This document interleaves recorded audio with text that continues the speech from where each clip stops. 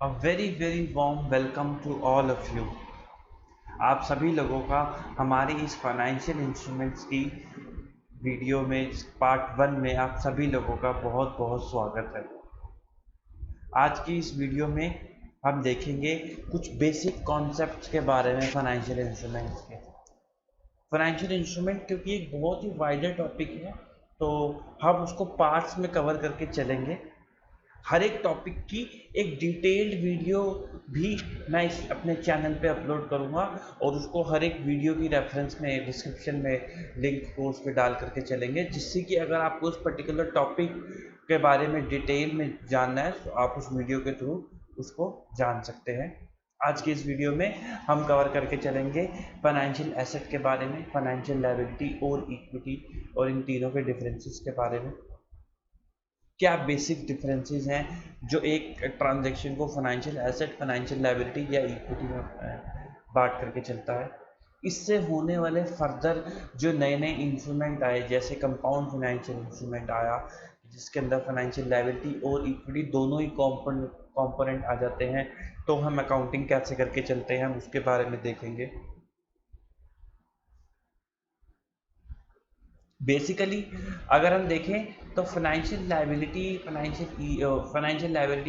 Asset और equity, इनके अंदर जो फंडामेंटल डिफरेंस है वो सब्सटेंस ओवर फॉर्म की वजह से आता है।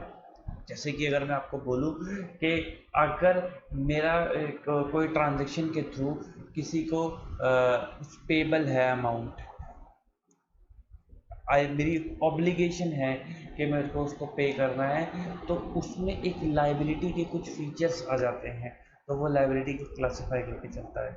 लेकिन अगर जहाँ पे मेरी ऑब्लिगेशन ही नहीं होती है तो उसके अंदर लाइबिलिटी का फीचर ही गायब हो जाता है, तो फिर स्टैंडर्ड उसे लाइबिलिटी नहीं मानता है, उसे इक्विटी मान के चलता है। हम इसके बारे में डिटेल एग्जाम्पल्स भी इस वीडियो में देखेंगे। हम कंपाउंड फाइनेंशियल इंस्ट्रूमेंट के ऊपर वेरियस केसेस के थ्रू एग्जांपल्स करके भी इस वीडियो में देखेंगे, सो डैट आपको पूरी क्लैरिटी मिल सके इन सभी टर्म्स की, जिससे आप फर्दर जब हम अकाउंटिंग के बारे में देखेंगे तो हमें इन बेसिक कॉन्सेप्ट्स की हेल्प से उस अकाउंटिंग के पार्ट को करने में दिक्कत ना आए। तो लेट्स स्टार्ट आवर वीडियो।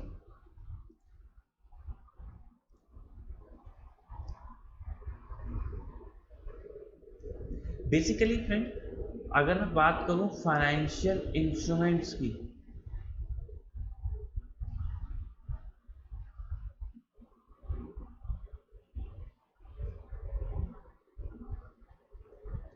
इसके अंदर कवर होता है इंड एएस 32, 109 और 107।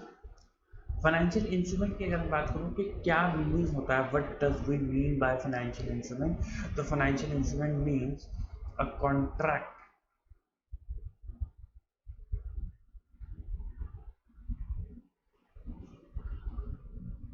that give rise to financial asset for one party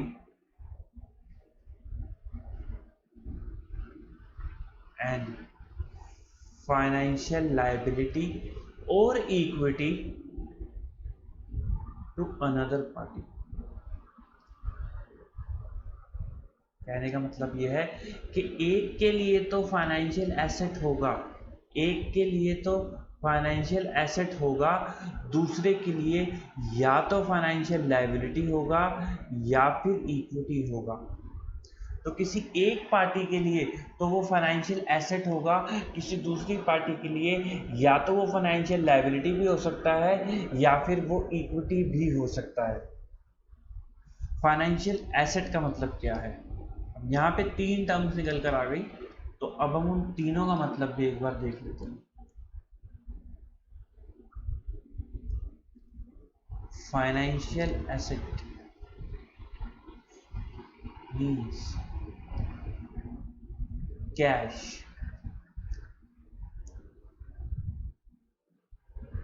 investment in equity instruments of another entity।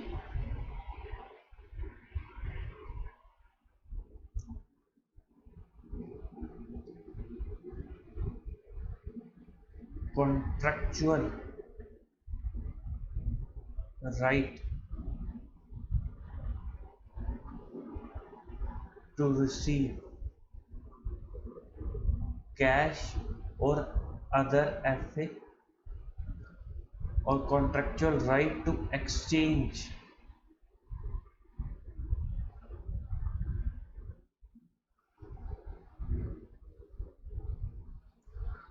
Cash और other FA in favourable circumstances. तो फाइनेंशियल एसेट का मतलब क्या है? फाइनेंशियल एसेट है कैश, अपन की पॉकेट में पड़ा हुआ रोकड़ा अपन के लिए क्या है? फाइनेंशियल एसेट है। इसमें तो कोई दिक्कत वाली बात है नहीं। किसी दूसरी एंटिटी की इक्विटी में इन्वेस्टमेंट अगर हमने कर रखी है, किसी दूसरी एंटिटी की इक्विटी इंस्ट्रूमेंट में इन्वेस्टमेंट अगर हमने कर रखी है अनदर एंटिटी के, तो वो मेरे लिए क्या है? Financial asset. और दूसरे के लिए क्या होगा? दूसरे के लिए होगा वो इक्विटी। अगर मैंने रिलायंस के शेयर एक्वायर कर रखे हैं तो वो मेरे लिए फाइनेंशियल एसेट होगा, और रिलायंस के लिए क्या होगा? इक्विटी होगा। उनको दिक्कत वाली बात नहीं है। अगर कॉन्ट्रेक्चुअल राइट है मेरे पास कि मेरे को रिसीव होना है कैश और या फिर अदर फाइनेंशियल एसेट, यानी कि मैंने आपको गुड्स बेचे या मैंने आपको कोई सर्विस दी जिसके तहत, उस कॉन्ट्रैक्ट के तहत मेरे पास एक राइट आ गया कि मैं आपसे कैश या फिर अदर एफए रिसीव कर सकता हूँ, तो वो जो राइट है वो मेरा फाइनेंशियल एसेट बन जाता है। इसका बड़ा सिंपल सा एग्जांपल होता है ट्रेड रिसीवेबल का, जिसके अंदर मेरे पास उस ट्रेड रिसीवेबल जिसकी बुक्स में आ रहे हैं, अगर मेरी बुक्स में डेटर आ रहे हैं, मैंने आपको सर्विसेज दी हैं और आप मेरे डेटर बन जाते हो, मेरी बुक्स में डेटर आ रहे हैं, तो मेरे पास जो वो राइट है टू गेट कैश और other financial asset is consider as a financial asset in the books of मेरी बुक्स के अंदर, जिसकी बुक्स में वो ट्रेड रिसीवेबल आ रहा है। और जिसकी बुक्स में वो ट्रेड पेबल आ रहा होगा उसके लिए क्या बन जाएगा? उसके लिए वो फाइनेंशियल लायबिलिटी बन जाएगा। दूसरे की बुक्स में क्या बन जाएगा? वो फाइनेंशियल लायबिलिटी बन जाएगा। Exchange financial asset, exchange financial asset under favourable circumstances. अगर सर्कमस्टांसेस फेवरेबल हैं और हम आपस में एक्सचेंज करेंगे फाइनेंशियल एसेट या फिर कैश का इन फेवरेबल सर्कमस्टांसेस, तो उस केस में भी वो फाइनेंशियल एसेट बन जाएगा। इसका क्या मतलब होता है? इसका मतलब होता है डेरिवेटिव ट्रांजैक्शंस के साथ। कुछ लोग डेरिवेटिव ट्रांजैक्शंस में डील करते हैं, मोर ऑफन स्पेकुलेशंस में डील करते हैं, तो उनका गेन होगा या उनका लॉस होगा वो उनकी स्पेकुलेशन पे डिपेंड करता है। वो वक्त के जो सर्कमस्टांसेस होते हैं उनकी लगाई गई शर्तों पे, उसके ऊपर ज़्यादा डिपेंड करता है। जैसे अगर आप और मैं शर्त लगाएं कि क्या शर्त लगाएं भाई कि क्या सलमान खान की शादी होगी या नहीं होगी। आप मुझे कहते हो कि सलमान खान की शादी अगले साल तक हो जाएगी, मैं आपको कहता हूँ नहीं मुश्किल है थोड़ा सलमान खान की शादी अगले साल तक हो, तो आपने कहा ठीक है अगर हो जाए तो तुम मुझे इतने रुपए दे देना। मैंने कहा ठीक है, ना हो तो मैं तुम्हें इतने रुपए दे दूंगा। तो जैसे वो एक साल का पीरियड का वक्त बीतेगा, अगर बादल ऐसे छाने लगे कि सलमान खान के रिश्ते की बात खबरों में आने लगे या उसके रोक के सगाई की बात खबरों में आने लगे, इसका मतलब आप लोग जीत की तरफ हो। क्योंकि आप लोग जीत की तरफ हो तो आपके लिए सर्कमस्टांसेस फेवरेबल हो जाएंगे और आप अपने प्रॉफिट एंड लॉस अकाउंट में गेन बुक करके डेरिवेटिव फाइनेंशियल एसेट बुक कर दोगे। और क्योंकि आप लोग जीत की तरफ हो, क्योंकि सलमान खान के लिए रिश्ते आने शुरू हो गए हैं, लेकिन मैं हार की तरफ हूँ। मैंने जो शर्त लगाई थी, मेरे लिए सर्कमस्टांसेस अनफेवरेबल हो जाएंगे तो मेरे लिए लायबिलिटी खड़ी हो जाने के चांसेस हैं, जिसे हम डेरिवेटिव फाइनेंशियल लायबिलिटी बोल करके चलेंगे। और मैं अपने प्रॉफिट एंड लॉस अकाउंट में लॉस बुक करके चलूँगा और कॉरस्पॉन्डिंगली डेरिवेटिव फाइनेंशियल लायबिलिटी को बुक करके चलूंगा।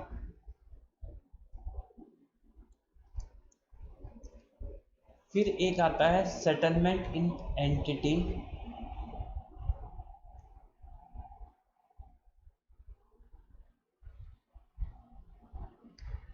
Own equity instrument.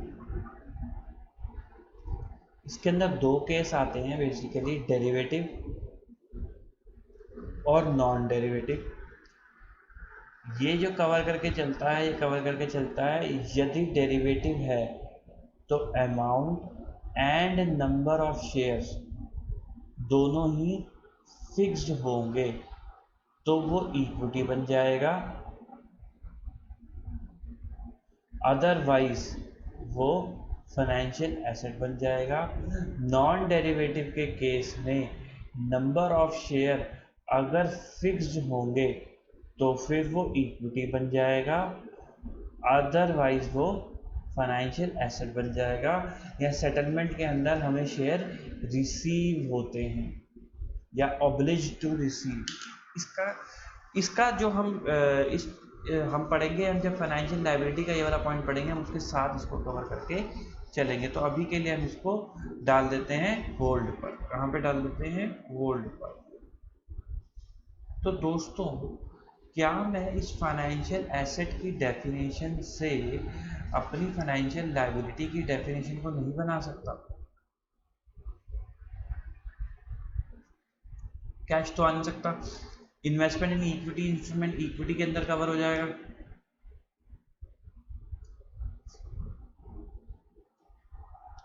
अब है contractual right to receive cash और अदर फाइनेंशियल एसेट। अगर मेरा राइट है तो किसी का ऑब्लिगेशन भी तो होगा, और जिसका ऑब्लिगेशन होगा उसके लिए क्या होगा? Financial liability. यहाँ पे है ऑब्लिगेशन टू पे, देनदारी खड़ी हो गई यहाँ पे। तो कि अगर मैं कह रहा हूँ ना मेरे को पैसा लेना है तो किसी को पैसा देना भी तो होगा। जिसको पैसा देना है उसके लिए फाइनेंशियल लायबिलिटी हो गया, जिसको पैसा लेना है उसके लिए फाइनेंशियल एसेट हो गया। As simple as that. कि वो ऑब्लिगेशन टू पे अगर होगा तो फिर वो फाइनेंशियल लायबिलिटी बन के चलेगा। Contractual right to receive cash होगा तो फिर वो फाइनेंशियल एसेट बन के चलेगा।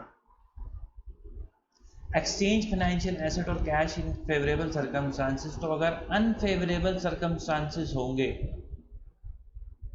तो फिर उस केस के अंदर वो फाइनेंशियल लायबिलिटी बन जाएगी। जैसे हमारे एग्जांपल में जब सलमान खान की शादी के बादल छाने लगे थे, जो मेरी शर्त के विपरीत थे, तो मेरे लिए अनफेवरेबल सर्कमस्टांसेस बनने शुरू हो गए थे और वो फाइनेंशियल लायबिलिटी को जन्म देने लग गए थे। तो मेरी बुक्स के अंदर वो डेरिवेटिव फाइनेंशियल लायबिलिटी बननी शुरू हो गई थी।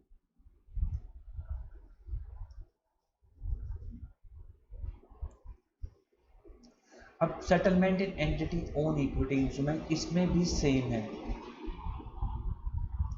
कि अगर डेरिवेटिव का केस है जिसके अंदर we are obliged to issue our own equity instrument, in the case of derivative तो अमाउंट और नंबर ऑफ शेयर दोनों फिक्स होने चाहिए। लेकिन नॉन डेरिवेटिव के केस में नंबर ऑफ शेयर, खाली नंबर ऑफ शेयर फिक्स होने चाहिए। अब एक बार इसको समझते हैं कि ये क्या है। आप एक बात सोचो कि अगर आपके और मेरे बीच में कोई ट्रांजेक्शन हुई, कोई कॉन्ट्रैक्ट हुआ, मैंने आपको सर्विस दी, अब उस कॉन्ट्रैक्ट के तहत मेरे को आपको 10,000 रुपये की पेमेंट करनी है। मेरे को आपको 10,000 रुपये की पेमेंट करनी है, तो वो जो 10,000 रुपीज़ मुझे आपको देने हैं, मैं आपको कैसे कैसे दे सकता हूँ? या तो मैं आपको 10,000 रुपये का कैश दे दूँ, या फिर मैं आपको 10,000 रुपये की UPI कर दूँ, या मैं आपको 10,000 रुपये का चेक दे देता हूँ। क्या मैं कोई एसेट भी ट्रांसफ़र कर सकता हूँ आपको 10,000 रुपये की? हाँ, बिल्कुल कर सकता हूँ। क्या मैं आपको 10,000 रुपये की इक्विवेलेंट सर्विसेज भी दे सकता हूँ? हाँ, बिल्कुल दे सकता हूँ। अगर आप अग्री करते हो तो ऑब्वियसली, अगर आप अग्री करते हो तो वो 10,000 रुपये की सेटलमेंट मैं आपसे काफ़ी सारे मीन्स के थ्रू कर सकता हूँ। I just need to give you 10,000 value of ₹10,000। मुझे आपको कुछ ऐसा देना पड़ेगा जिसकी वैल्यू 10,000 रुपये है। क्या मैं ये भी कर सकता हूँ कि मैं आपको 2,000 रुपये के 5 नोट दे दूँ? मैं आपको 2-2 हज़ार रुपये के अगर 5 नोट दे देता हूँ तो भी आपके पास 10,000 रुपये पहुँच जाएंगे। क्या मैं ये भी कर सकता हूँ कि मैं आपको 10-10 रुपये के 1000 शेयर दे दूँ? मैंने जैसे ही आपको 10,000 रुपये के शेयर दिए, फिक्स नंबर ऑफ शेयर हो गए यहाँ। या इसको ऐसे समझते हैं कि क्या अगर मैं आपको 10 रुपये के 1000 शेयर दे दूँ तब भी तो आपके पास 10,000 रुपये पहुँच जाएंगे। अगर आप अग्री करते हो कंसिडरेशन को तो हाँ, ऐसा किया जा सकता है, बिल्कुल किया जा सकता है। जब मैं आपको इक्विटी शेयर इशू करता हूँ, जब मैं आपको इक्विटी, तो हमारे बीच में क्या ट्रांजेक्शन होती है? आप मुझे एक कंसिडरेशन देते हो और मैं आपको बदले में इक्विटी शेयर देता हूँ, यही एक ट्रांजेक्शन होती है। वो कंसिडरेशन कैसे भी हो सकती है, आप या तो मुझे सर्विस दे दो, गुड्स दे दो, या कोई भी एक चीज़ दे दो, आप पर्टिकुलर वैल्यू की मुझे एक चीज़ देते हो, उस पर्टिकुलर वैल्यू की मैं आपको शेयर दे देता हूँ। अगर मेरे को आपको 10,000 रुपये देने हैं तो क्या, और मैं अपने शेयर्स की उस करंट वैल्यू का इस्तेमाल करके आपको नंबर ऑफ शेयर दे रहा हूँ, तो क्या उस केस में मेरे number of share at the initiation of transaction variable रहेंगे? Because we have not decided yet कि जो सेटलमेंट होगी वो इक्विटी शेयर में होगी या नहीं होगी। वी हैव जस्ट डिसाइडेड कि I need to give you ₹10,000 of value of something, whether it would be cash, bank, building or anything else, and at the end of the day I am giving you equity share of value 10,000 share, that is 1,000 equity share of ₹10 each। अगर यहीं इस transaction की शुरुआत में ही हम ये decide कर लें कि आप मुझे एक सर्विसेज दोगे और उसके बदले मैं आपको 1000 शेयर दूंगा अपने 10 रुपये वाले, तो क्या इनिशिएशन के टाइम पे आज के रेट पे क्या नंबर ऑफ शेयर फिक्स नहीं हो गए? और क्योंकि नंबर ऑफ शेयर फिक्स हो गए तो क्या ये इक्विटी नहीं बन गया? आपने मुझे कंसिडरेशन दिया ऑफ समथिंग वैल्यू, मैंने आपको उस समथिंग वैल्यू के लिए गेंस अपने शेयर इशू कर दिए, तो ये भी ये इक्विटी ट्रांजेक्शन ही तो बन गया। तो अगर नंबर ऑफ शेयर इनिशिएशन के टाइम पे फिक्स हो जाते हैं तो मेरी ट्रांजेक्शन इक्विटी बन जाती है। लेकिन अगर नंबर ऑफ शेयर फिक्स नहीं रहते तो आई कैन यूज दो शेयर एज अ करेंसी। मैंने आपको करेंसी की तरह इस्तेमाल कर लिया। अगर मैं आपको 10-10 रुपए के नोट देता और 1000 नोट देता तो भी आपके पास 10,000 पहुंच जाते। मैंने आपको 10-10 रुपए के 1000 शेयर दे दिए, मैंने उन शेयर को एज ए करेंसी की तरह इस्तेमाल कर लिया अपनी ऑब्लिगेशन को सेटिस्फाई करने के लिए। तो क्या मैं ये थोड़ा ना बोल दूंगा कि ये ट्रांजेक्शन लायबिलिटी नहीं इक्विटी है क्योंकि इसके अंदर इक्विटी से सेटलमेंट हो रही है? नहीं हो सकता, क्योंकि ये तो साफ साफ लायबिलिटी है। इसके अंदर बस जो सेटलमेंट हो रही है वो इक्विटी शेयर को एज ए करेंसी की तरह इस्तेमाल करके हो रही है, और क्योंकि इसमें इक्विटी शेयर को एज ए करेंसी की तरह इस्तेमाल करके सेटलमेंट हो रही है तो इसलिए ये transaction from the date of initial recognition financial liability मानी जाएगी, और मैं इसको अपनी बुक्स में एज ए फाइनेंशियल लायबिलिटी की तरह ट्रीट करूंगा और उसकी अकाउंटिंग अकॉर्डिंगली करूंगा। अब डेरिवेटिव के केस में दोस्तों क्या होता है, अमाउंट भी वेरिएबल होता है because it is kind of speculating और हेजिंग को हम छोड़ देते हैं, काइंड ऑफ स्पेकुलेटिंग, तो उसके अंदर अमाउंट को भी फिक्स करना पड़ता है। क्योंकि जब आपने हमारे बीच में इक्विटी की ट्रांजेक्शन हुई होगी तो आपने मुझे एक पर्टिकुलर वैल्यू की कंसिडरेशन दिए होंगे और मैंने आपको फिक्स नंबर ऑफ शेयर्स दिए होंगे हमारे बीच में। अगर नॉर्मल इक्विटी की एक ट्रांजेक्शन जो हम सोच सकते हैं वो तो उसके लिए डेरिवेटिव में अमाउंट के कॉलम को भी फिक्स रखा जाता है। अगर मैं अपने शेयर्स को एज ए करेंसी की तरह इस्तेमाल कर पा रहा हूं तो फिर वो ट्रांजैक्शन मेरे लिए लायबिलिटी है ना कि इक्विटी है, और अगर मैं अपने शेयर्स को एज ए करेंसी की तरह इस्तेमाल नहीं कर पा रहा हूं तो फिर वो मेरे लिए इक्विटी है। अब बात करते हैं इक्विटी और फाइनेंशियल लायबिलिटी की। इसके अंदर जो मेजर डिफरेंस आया वो एक तो यही आया जो अभी हमने देखा, फिक्स टू फिक्स टेस्ट। इसको प्यार से बोलते हैं फिक्स्ड टेस्ट और फिक्स्ड फॉर फिक्स्ड टेस्ट।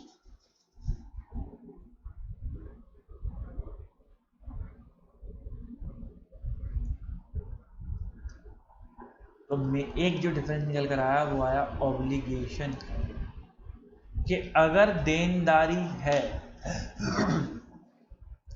अगर किसी को कुछ देना है, आपकी जिम्मेदारी है, तो आपकी ऑब्लिगेशन है, और अगर आपकी ऑब्लिगेशन है तो वो आपकी लायबिलिटी है। लेकिन अगर ऑब्लिगेशन नहीं है तो फिर वो इक्विटी है। दोस्त से लिया हुआ पैसा, दोस्त से उधारी मांगी, तो क्या दोस्त का पैसा वापस करने की ऑब्लिगेशन होती है? नहीं होती। कहाँ होती है? दोस्त का पैसा कौन देता है वापस? बैंक से लिया हुआ पैसा ऑब्लिगेशन होता है तो वो फाइनेंशियल लायबिलिटी में ट्रीट हो जाता है। लेकिन दोस्त से अगर पैसा लिया है तो दोस्त का पैसा किसको वापस करना है? You don't have any obligation to pay him money.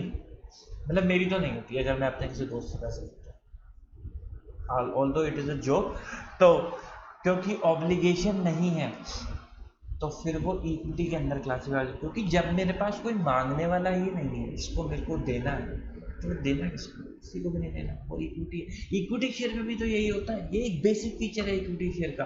अगर मैं आपको इक्विटी शेयर देता हूँ अपनी कंपनी के, तो क्या उसमें रिडम्पशन का राइट रहता है? नहीं। इन द इवेंट ऑफ लिक्विडेशन आता है रिडम्पशन का राइट। आपको डिविडेंड मिलेगा अगर मेरी कंपनी डिक्लेयर करेगी तो कोई दिक्कत नहीं है इस बात में। जब कंपनी बंद होगी आपका नंबर सबसे आखिरी में आएगा। रिडम्पशन का आपके पास कोई अधिकार नहीं है। तो ये भी तो यही है, क्योंकि ऑब्लिगेशन नहीं है।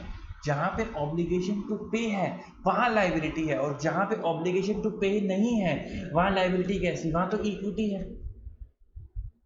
अगर आपके पास कोई ऐसा अधिकार है कॉन्ट्रैक्ट के तहत कि आप पेमेंट को अवॉइड कर सकते हो, तो इसका मतलब आपका ऑब्लिगेशन नहीं है। और क्योंकि आपका ऑब्लिगेशन नहीं है तो वो लायबिलिटी भी नहीं है, और क्योंकि वो लायबिलिटी नहीं है ऑब्लिगेशन ना होने की वजह से, तो वो क्या है? वो इक्विटी है। इतना सा है बस। फाइनेंशियल एसेट लायबिलिटी इक्विटी में इतना सा ही डिफरेंस है। बस ये डिफरेंसेस की वजह से, इन डेफिनेशंस की वजह से कुछ इश्यूज क्रिएट होने लगे, जिसकी वजह से नई नई टर्मिनोलॉजीज जैसे puttable financial instrument, compound financial instrument, ये सब चीज़ें आने लगी। हम इनके बारे में भी डिस्कस करके चलेंगे। But first and most of all we need to clear these three terms,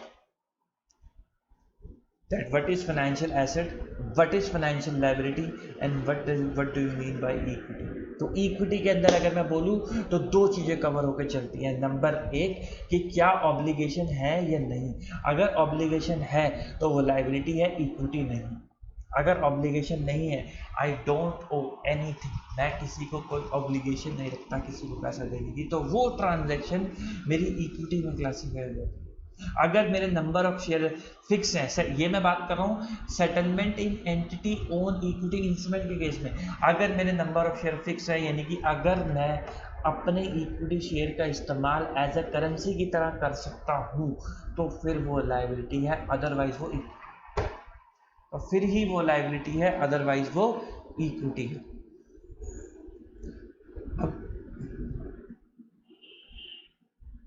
अब दोस्तों हुआ क्या, ये पहले हम कुछ एग्जांपल्स कर लेते हैं। हाँ जी, तो बताओ, बैंक मेरा फाइनेंशियल एसेट है या नहीं? हाँ है। क्या ये फाइनेंशियल इंस्ट्रूमेंट है? हाँ है। क्योंकि कैसे है? आपके लिए एसेट है, you have right to receive cash और other financial asset from the bank, and bank की लायबिलिटी है कि वो आपको ये पैसा वापस करेगा। तो उसके लिए फाइनेंशियल लायबिलिटी हो गया और आपके लिए इक्विटी हो गया। क्या कैश तो डेफिनेशन में ही लिखा था, हाँ जी हाँ, लेकिन वो फाइनेंशियल इंस्ट्रूमेंट कैसे है? वो लायबिलिटी किसकी बन रही है यार? मेरी जेब में कैश पड़ा है तो लायबिलिटी किसकी है? लायबिलिटी दोस्तों उसकी है, अगर आप नोट को ध्यान से देखोगे ना तो आप देखोगे उस पर एक आरबीआई गवर्नर के सिग्नेचर होते हैं और उसमें एक वर्ड लाइन लिखी होती है कि मैं धारकों को इतने रुपए देने का वादा करता हूँ। तो जिसने कर दिया वादा तो वो तो निभाना ही पड़ेगा, वो तो निभाना ही पड़ेगा। और क्योंकि वो वादा निभाना पड़ेगा तो वो RBI governor, debt is government of India की वो फाइनेंशियल लायबिलिटी है। गवर्नमेंट ऑफ इंडिया की वो फाइनेंशियल लायबिलिटी है, तो वो फाइनेंशियल इंस्ट्रूमेंट को क्लासिफाई करके चलता है। नंबर 3 अगर मैं बात करूं आपसे, प्रॉपर्टी प्लांट इक्विपमेंट की बात करते हैं। प्रॉपर्टी प्लांट इक्विपमेंट से क्या आपको कोई राइट है कैश मिलेगा? हाँ है। आप माल बनाओगे, माल बेचोगे तो ट्रेड रिसीवेबल खड़े हो जाएंगे, ट्रेड रिसीवेबल खड़े हो जाएंगे तो आपके पास राइट आ जाएगा। इतना डीप जाने की जरूरत नहीं है, डायरेक्ट राइट है या नहीं है। You have an economic benefit. आपको प्रॉपर्टी प्लांट इक्विपमेंट होने की वजह से एक इकोनॉमिक बेनिफिट तो मिल जाता है, बट आपको डायरेक्ट राइट नहीं मिलता है। जो आपको डायरेक्ट राइट देता है वो ट्रेड रिसीवेबल देता है, वो फाइनेंशियल एसेट में कवर हो जाता है, लेकिन पीपी कवर नहीं हो पाता। तो PP is not a financial asset, not a financial instrument. इसके ट्रीटमेंट इस इंड एस के थ्रू नहीं होती है। इन्वेंटोरीज, इन्वेंट्री, क्या इन्वेंट्री हमारी फाइनेंशियल एसेट है? हाँ है। हम इन्वेंट्री को बेचते हैं, ट्रेड रिसीवेबल खड़ा हो जाता है और ट्रेड रिसीवेबल हमारा फाइनेंशियल एसेट है, तो इन्वेंट्री भी हमारी फाइनेंशियल एसेट है। The answer is no. क्यों? क्योंकि डायरेक्ट नहीं है। इन्वेंट्री से जो ट्रेड रिसीवेबल बनेगा वो आपका फाइनेंशियल एसेट बन जाएगा, लेकिन इन्वेंट्री आपकी फाइनेंशियल एसेट नहीं बन सकती है। हेंस इन्वेंट्री आपकी फाइनेंशियल एसेट नहीं है, उसका भी ट्रीटमेंट इस इंडेक्स के थ्रू नहीं होता है। Pre paid expenses, prepaid expenses की अगर मैं बात करूं कि मैंने कोई खर्चा कर दिया, मैंने कोई खर्चा कर दिया, उसका बेनिफिट मुझे फ्यूचर में मिलेगा। मैंने इंश्योरेंस का खर्चा कर दिया, उसका बेनिफिट मुझे आगे आने वाले ईयर्स में मिलेगा, तो उस केस में क्या वो मेरा फाइनेंशियल इंस्ट्रूमेंट या फाइनेंशियल एसेट लायबिलिटी में क्वालिफाई होगा कि नहीं?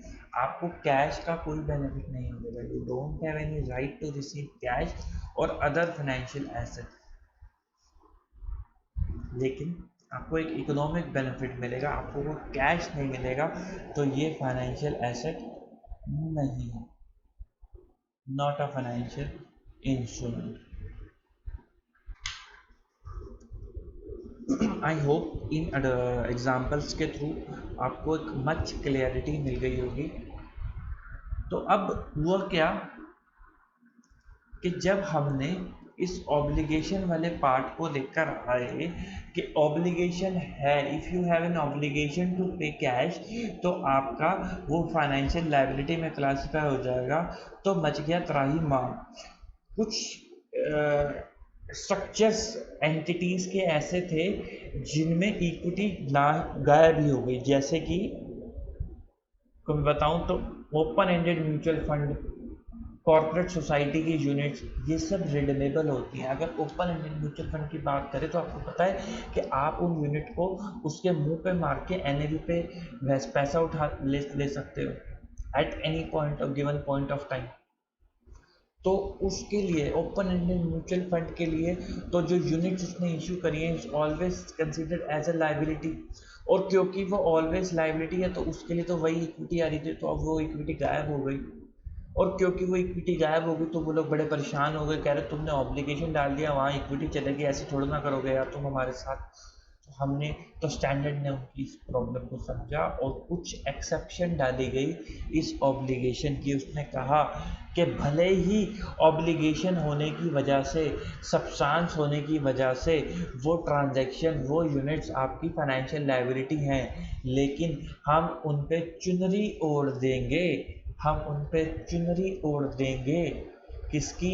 इक्विटी की चुनरी ओढ़ देंगे और उसको इक्विटी क्लासिफाई कर देंगे अगर उसने कुछ बेसिक फीचर्स ऑफ इक्विटी को क्वालिफाई कर दिया। तो वो छह बेसिक फीचर बोले गए इक्विटी के कि अगर उसने उनको क्वालिफाई कर दिया तो हम भी मान लेंगे कि ये लायबिलिटी नहीं इक्विटी है, हम अपनी आंखें मूंद लेंगे कि ये ऑब्लिगेशन वाले पार्ट से और मान लेंगे कि हाँ ये लायबिलिटी नहीं, ये तो इक्विटी है। तो वो 6 कंडीशंस उन्होंने जो दी वो बड़ी सिंपल है। अगर आप और मैं डिस्कस करें तो हम ऐसे भी निकाल सकते हैं कि देखो इक्विटी के क्या बेसिक फीचर होते हैं। नंबर 1, इक्विटी वालों को लिक्विडेशन में एंड में पैसा मिलता है, क्योंकि एंड में पैसा मिलता है तो एक तो लिक्विडेशन में पैसा मिलता है। नंबर 2, उनको दूसरा जो पैसा मिलता है वो कैश फ्लो जो उनको आते हैं वो डिविडेंड आता है which is based on profit and loss account. Number 3, क्योंकि उनका नंबर एंड में आता है तो एंड में जिसका आता है उसको कैसे बोलते हैं? सबऑर्डिनेट, सबसे लास्ट सबऑर्डिनेट क्लास है।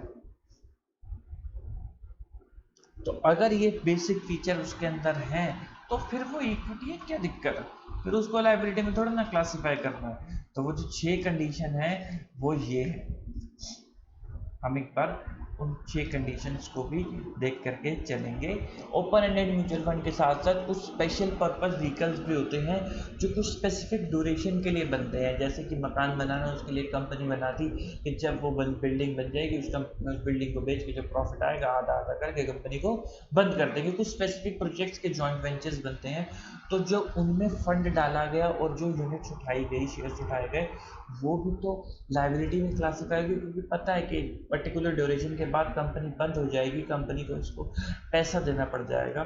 तो इसलिए एसपीवी को भी इन कैटेगरी में कवर करा गया। तो टोटल 2 एक्सेप्शन डाली गई। Puttable financial instrument, number 2 instrument that entitle the holder to the net asset of the entity in the event of liquidation। ये आपको दोनों कंडीशन इन डेज 32 में मिल के चलती हैं। ये रही वो 6 कंडीशन आपकी स्क्रीन पर।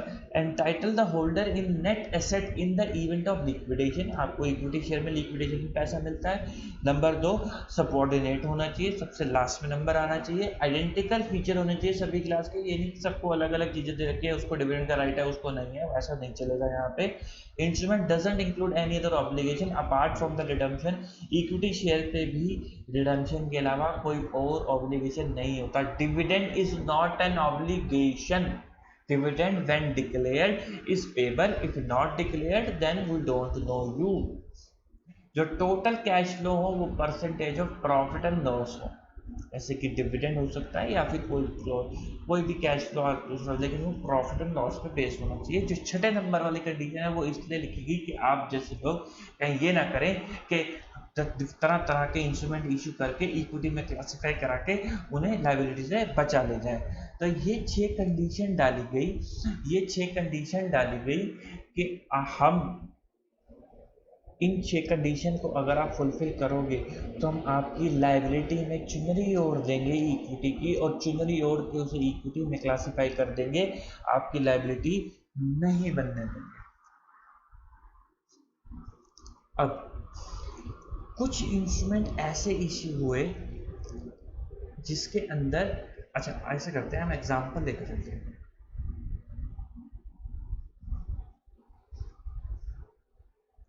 मान लो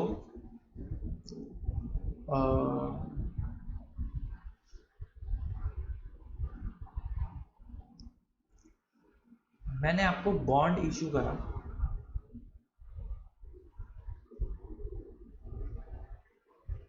इस बॉन्ड का जो प्रिंसिपल था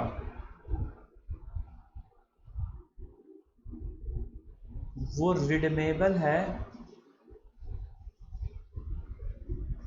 eight the option of issuer,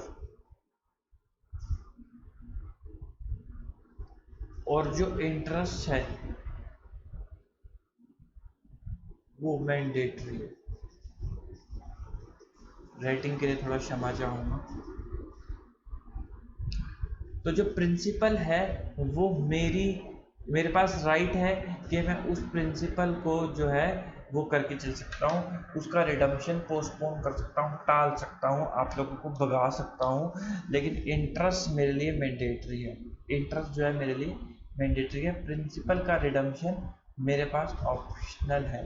तो एक एक करके बात चलते हैं। Number 1 principal, number 2 interest. सबसे पहले इंटरेस्ट की बात करते हैं। अगर मैं इंटरेस्ट की बात करूँ तो दोस्तों एक बात बताओ कि क्या at a given point of time मैं इस इंटरेस्ट की पेमेंट को टाल सकता हूँ? द आंसर इज मैं नहीं टाल सकता, मेरे बस की नहीं, मेरी औकात से तो बाहर है।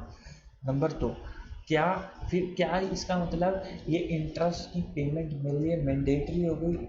यस, बिल्कुल मैंडेटरी हो गई, मेरे को ये पेमेंट करके चलनी पड़ेगी। तो क्योंकि ये इंटरेस्ट की पेमेंट मैंडेटरी हो गई, तो क्या यहाँ पे ऑब्लिगेशन आ गया? हाँ आ गया, देखो वो आ गया, ऑब्लिगेशन आ गया, तो क्या हो गई? फाइनेंशियल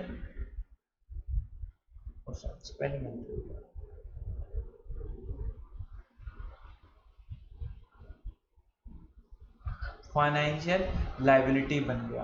और क्योंकि principal at the option of issuer redemption है, क्या मैं इस प्रिंसिपल की रिडम्पशन को टाल सकता हूँ? मैं बोल सकता हूँ कि सब मतलब पेमेंट के टाइम पे यस, मेरे पास ऑप्शन है, मैं जब चाहूँगा तभी इसका रिडम्पशन होगा, यानी कि मेरे पास ऑब्लिगेशन नहीं है।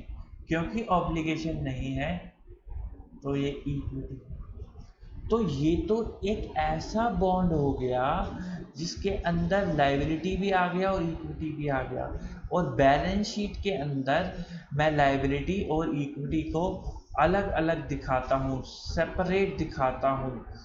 तो क्योंकि मैं सेपरेट दिखाता हूँ तो मेरे को इस इंस्ट्रूमेंट में से इक्विटी को अलग करना पड़ेगा और लायबिलिटी को अलग करना पड़ेगा। इट इज कॉल्ड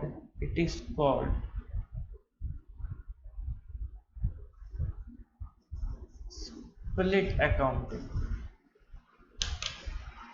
मुझे इक्विटी को अलग करना पड़ेगा, लायबिलिटी को अलग करना पड़ेगा, इसको हम कहते हैं स्प्लिट अकाउंटिंग, यानी कि कंपाउंड फाइनेंशियल इंस्ट्रूमेंट में दोस्तों हम स्प्लिट अकाउंटिंग का इस्तेमाल करते हैं। स्प्लिट अकाउंटिंग कैसे करते हैं? इट इज़ वेरी सिंपल कि हम इस बॉन्ड के आइडेंटिकल फीचर्स का मार्केट में देखेंगे कि उसका क्या रेट ऑफ इंटरेस्ट है, क्योंकि जाहिर सी बात है कि जो ऑप्शन आपने मुझे दिया है इसका कोई दाम दिया होगा।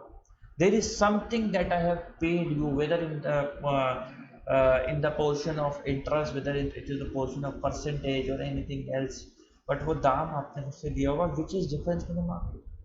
तो जब मैं उस खाली लाइबिलिटी के कंपोनेंट की वैल्यू करूँगा कि मेरे खाली लाइबिलिटी इस बॉन्ड में लाइबिलिटी के कंपोनेंट की क्या वैल्यू है, तो मेरे पास बैलेंसिंग फिगर इक्विटी की वैल्यू निकल कर आ जाएगी। वो मेरी बैलेंस शीट में अदर इक्विटी में दिखेगा और लाइबिलिटी का कंपोनेंट मेरी अकॉर्डिंगली फाइनेंशियल लाइबिलिटी जैसे इंडेक्स 109 बोलेगा, अमोर्टाइज कोड और एनी अदर मेथड, उसके थ्रू वो अकाउंटिंग होकर चलेगी। तो इस तरीके से हम डील कर पाते हैं कंपाउंड फाइनेंशियल इंस्ट्रूमेंट की अकाउंटिंग।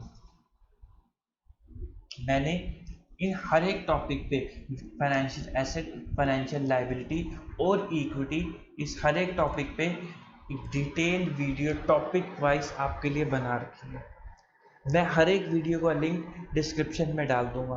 हमने कंपाउंड फाइनेंशियल इंस्ट्रूमेंट के वेरियस केसेस को कवर करा है। जनरली मार्केट में ये देखा गया है कि जहाँ पे भी ना कन्वर्टिबल वर्ड यूज हो जाता है कि कन्वर्टिबल इंस्ट्रूमेंट इशू करा है तो दुनिया चिल्लाने लग जाती है कि ये तो कंपाउंड फाइनेंशियल इंस्ट्रूमेंट है, ये तो कंपाउंड फाइनेंशियल इंस्ट्रूमेंट है, लेकिन ऐसा नहीं होता है।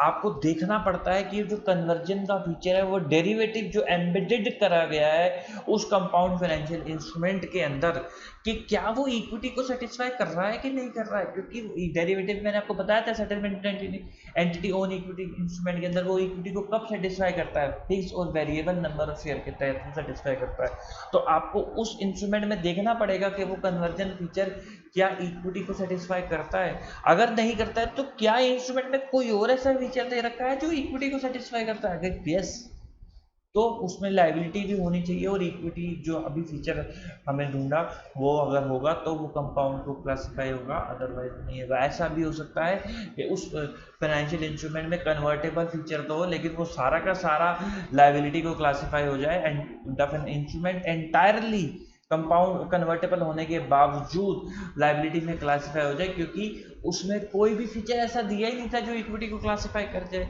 इन सब की डिटेल केस स्टडी मैंने उस वीडियो में डिस्कस करी है, जिसका लिंक मैं इस वीडियो के डिस्क्रिप्शन में डाल दूंगा। Financial asset, financial liability, puttable financial instrument, those instrument that entitle the entity in the net asset of in the event of liquidation, वो सब मैंने उस वीडियो में डिटेल में कवर करा हुआ है। टॉपिक वाइज वीडियोस कवर कर रखी है। अगर आप लोगों का उन टॉपिक्स के ऊपर इच्छा है जानने की तो आप उसको जरूर देखिए। Thank you very much. आपने वीडियो को एंड तक देखा। आई होप आपको इस वीडियो के थ्रू ज़्यादा क्लियरिटी मिल पाई होगी इन बेसिक टर्म्स की। ऑफ कोर्स अपने आगे आने वाली वीडियोस में हम इनकी अकाउंटिंग कैसे होती है, स्टैंडर्ड में क्या क्या चीज़ें दे रखी हैं, बिजनेस मॉडल्स है, क्या है कॉन्ट्रेक्चुअल कैश फ्लो टेस्ट है, SPPI टेस्ट है, वो सब पास करने के बाद एक बेचारा इंस्ट्रूमेंट इतने सारे टेस्ट देने के बाद, जैसे हम लोग देते हैं ना, इंटर देते हैं, ऐसे फाउंडेशन देते हैं, इंटर देते हैं, फिर आर्टिकलशिप करते हैं, फिर फाइनल देते हैं, फिर सीए बनते हैं, ऐसे वो बेचारा इंस्ट्रूमेंट भी इतने सारे टेस्ट करने के बाद उसे पता चलता है कि वो किस पे वैल्यू होगा, क्लासीफाई होगा, मोटा स्कोर्स पे क्लासीफाई होगा, या फिर वो FETPL पे क्लासीफाई होगा, FETOCI पे क्लासीफाई होगा, उसको कैसे बैलेंस शीट में दिखाया जाएगा, उसको बड़े सारे टेस्ट देने पड़ते हैं। वो टेस्ट का जिक्र हम अपने आगे आने वाली वीडियोस में करेंगे। इन द मीनवाइल, अगर आपको वीडियो पसंद आए, आप मुझे ज़रूर कमेंट सेक्शन में बताएं कि मैं अपने कंटेंट को और कैसे इम्प्रूव कर सकता हूं, सो डैट आपके लिए वीडियोस और इंफॉर्मेटिव हो सकें और नॉलेजेबल हो सकें। Thank you again for watching the video. Thank you very much, and bye bye.